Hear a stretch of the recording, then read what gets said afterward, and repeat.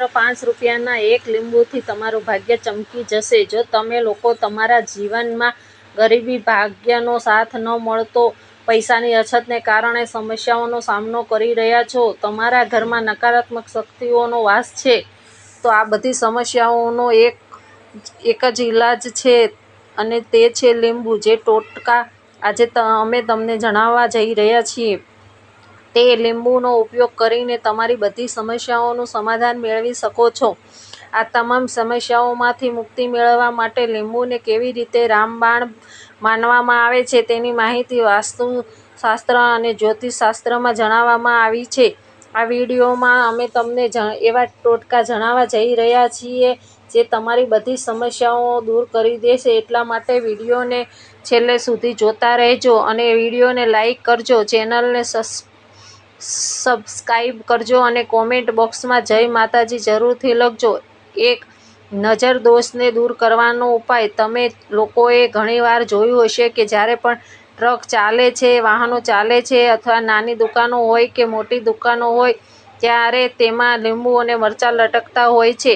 ચાલો આજે તમને જણાવીએ કે આનું કારણ શું છે. જો તમારો ધંધો સારો ચાલી રહ્યો છે અને કોઈ વ્યક્તિ તમારી દુકાન પર નજર લગાડે છે, તો તેઓ તેમની દુકાનમાં લીંબુ અને મરચાં બાંધે છે.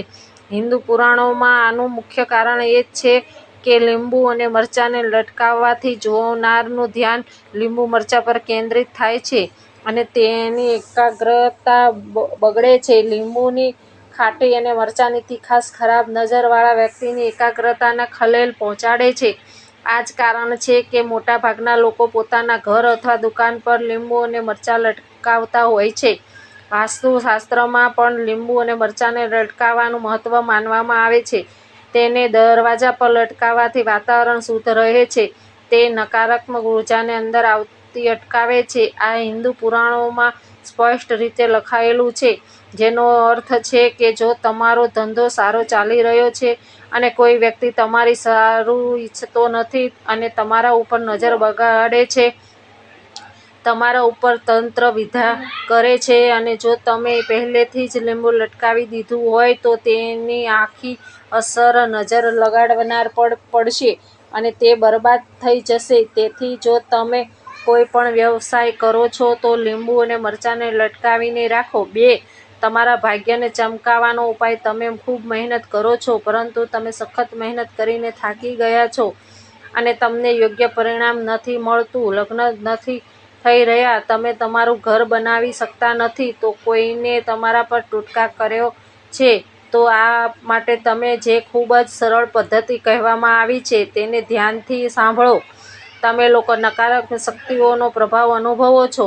જો તમારી અંદર નકારાત્મક ઉર્જા રહે છે, તો તમારે માત્ર એક લીંબુ લેવાનું છે અને તેને ગંગાજળથી સારી રીતે ધોવાનું છે.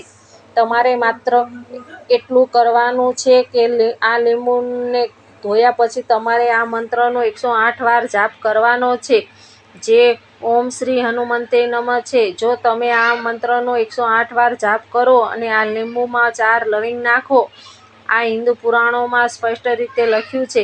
આ પ્રક્રિયા કર્યા પછી તમારું જીવન સુધરી શકે છે. ઓમ શ્રી હનુમંતે નમઃ એ એવો જાપ છે કે જો તમારો મંગળ નબળો હશે તો મંગળ તરત જ બળવાન બની જશે, પરંતુ તમારે તેનો 108 વાર જાપ કરવો પડશે, કારણ કે હનુમાનજીને 108 નંબર ખૂબ જ પસંદ છે. તેથી તે નિશ્ચિત માનવામાં આવે છે તમને સફળતા મળશે. 3. વાસ્તુ દોષને દૂર કરવા માટે. જે ઘરમાં લીંબુનું ઝાડ એટલે કે લીંબુડી હોય ત્યારે ક્યારેય નકારાત્મક ઉર્જા સક્રિય થઈ શકતી નથી. લીંબુની આસપાસનું વાતાવરણ શુદ્ધ રહે છે. લીંબુ ઘરના વાતાવરણને સકારાત્મક ઉર્જાથી ભરી દે છે. જો કોઈ વ્યક્તિના ઘરમાં નકારાત્મક શક્તિઓ વસે છે, તો તેના ઘરમાં લોકો એકબીજા સાથે લડતા રહેશે. તેના ઘરમાં ક્યારેય સમૃદ્ધિ આવતી નથી. ધન આવવાના તમામ માર્ગ બંધ થઈ જાય છે. પરંતુ જો તમારા ઘરમાં લીંબુનું ઝાડ હશે, તો જ તમારા ઘરમાં સકારાત્મક શક્તિઓ આવશે. આ માટે લીંબુના ઝાડને વાસ્તુ દોષને દૂર કરવાનો સૌથી મોટો ઉપાય માનવામાં આવે છે. 4. જો તમારા ઘરમાં કોઈ નાનું બાળક કે વૃદ્ધ વ્યક્તિ છે કે તમે જ છો, માની લો કે તમને નજર લાગી જાય છે તો તમારે શું કરવું જોઈએ? લીંબુ આમાં ખૂબ જ ઉપયોગી માનવામાં આવે છે. જો તમારા ઘરમાં નાનું બાળક છે, તમે છો, તમારા ઘરમાં કોઈ વડીલ છે અને એવું લાગે છે કે કોઈ તમારા પર નજર લગાડી દીધી છે અને તમારી તબિયત સારી રહેતી નથી, એક લીંબુ લો અને તેને તમારા માથા પર 7 વખત ફેરવો. માત્ર એક લીંબુ લો અને ક્યારેય ઉપયોગ ન કર્યો હોય તેવી છરીનો ઉપયોગ કરો. તે લીંબુને તે છરીથી 2 ભાગમાં કાપી લો અને તેને ઘરની બહાર અથવા ઘરથી દૂર જમીનમાં દાટી દો. બસ આટલું કરો. જે તમારા પર કોઈની નજર લાગેલી છે તે લીંબુને તેને પોતાની સાથે ઉતારી લેશે અને તમારી ઉપરથી ખરાબ નજર દૂર થઈ જશે. 5. બીમારીથી છુટકારો મેળવવા માટે તમારા ઘરમાં કોઈ બીમાર વ્યક્તિ છે જે દવાખાને જઈને કંટાળી ગઈ છે, દવા પીને કંટાળી ગઈ છે અને તેની બીમારી ઠીક નથી થઈ રહી, તે ચિંતિત છે કે હવે મારે શું કરવું જોઈએ, તો તમે શનિવારના દિવસે આ ઉપાય કરી શકો છો. તે બીમાર વ્યક્તિને ઉપર લીંબુ 7 વાર ઉતારવાનું છે. મતલબ કે આ લીંબુને માથાથી પગ સુધી 7 વખત ઉતારવાનું છે. પછી એક ચાકુ લેવાનું છે. તે ચાકુને 21 વાર ઉતારવાનું છે. ધ્યાન રાખો કે આ પ્રક્રિયા તમારે સાંજના સમયે કરવાની છે. તમારે પોતે લીંબુને 7 વાર ઉતારવાનું છે, 21 વાર ચાકુ ઉતારવાનું છે, ઉપરથી લઈને નીચે સુધી.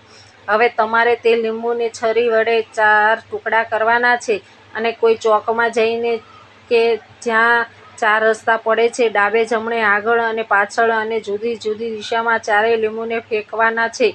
અને તમારે રાત્રે આ 7 વાગ્યે આ પ્રક્રિયા કરવાની છે અને 9 વાગ્યા લીંબુ ફેંકવાનું છે. જો તમે આટલું કરો છો તો કોઈ પણ દુષ્ટ આત્મા તે દર્દી પર નિવાસ કરે છે તે વ્યક્તિ સ્વસ્થ થઈ જશે. જેના પર દુષ્ટ આત્માને નિવાસ કર્યો છે તો તે આત્મા ચોક્કસપણે તેને છોડી દેશે.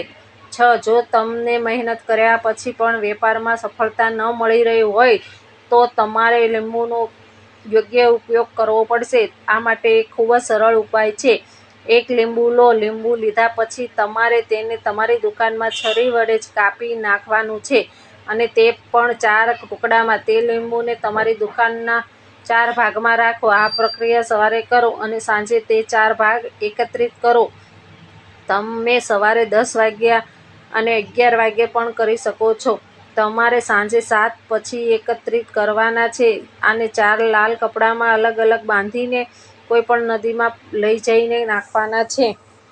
આમ કરવાથી વેપારમાં વધારો થશે. આ વાત વાસ્તુ જ્ઞાનમાં પણ લખેલી છે. આ વાસ્તુશાસ્ત્રના પુસ્તકોમાં પણ સ્પષ્ટ રીતે લખાયેલું છે.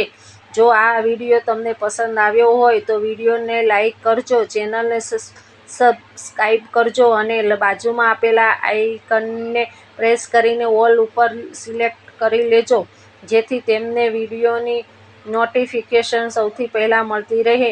અને કોમેન્ટ બોક્સમાં જય માતાજી જરૂરથી લખજો. વિડીયોને છેલ્લે સુધી જોવા બદલ આપનો ખૂબ ખૂબ આભાર.